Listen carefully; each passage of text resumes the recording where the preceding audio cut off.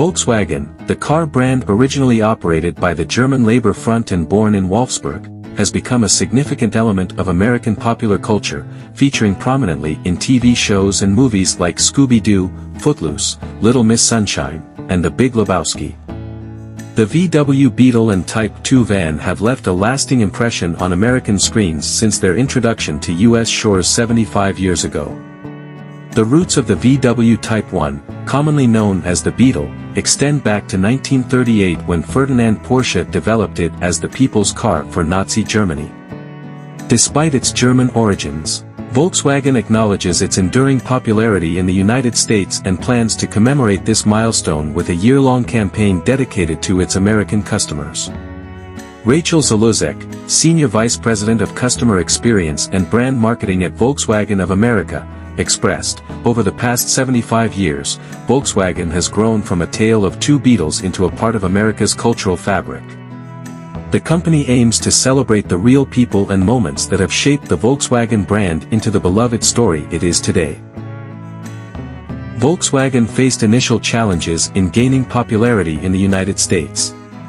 When Dutch businessman Ben Pon arrived in New York with two Beetles, it took time for American buyers to warm up to the unique shape. The breakthrough came with the iconic 1959 Think Small ad campaign for Manhattan agency Doyle Dane Bernbach, catapulting the Beetle into mass appeal. The Beetle's popularity soared, with around 23 million units sold globally, marking its acceptance on a global scale. Volkswagen of America, established in 1955, witnessed the peak of the Beetle craze in the late 1960s and early 1970s, selling over 1 million units annually between 1968 and 1973. The Beetle's prominence faced competition from the Volkswagen Type 2, affectionately known as the Volkswagen bus, which became an iconic symbol of the counterculture movement, particularly at Woodstock and in Hollywood. Volkswagen introduced other models like the Carmen Ghia, Giorgio Giugiaro-designed Scirocco, and the popular Golf. The Golf, initially named the Rabbit in the US, was the first Volkswagen produced domestically. In 1978, Volkswagen built its first U.S. plant in Westmoreland, Pennsylvania, producing over 1.1 million Rabbits before the plant closed a decade later.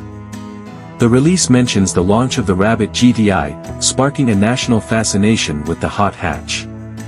With current manufacturing facilities in Chattanooga, Tennessee, Volkswagen has invested $4.3 billion in its Tennessee operations since 2008, creating over 125,000 direct and indirect American jobs. Looking toward an electric future, Volkswagen plans to expand its U.S. operations with the mid-size electric ID.7 sedan and the 3-row electric ID. Buzz Throwback, both scheduled to arrive later this year. If you loved it, hit the like button, subscribe for more, see you in the next one.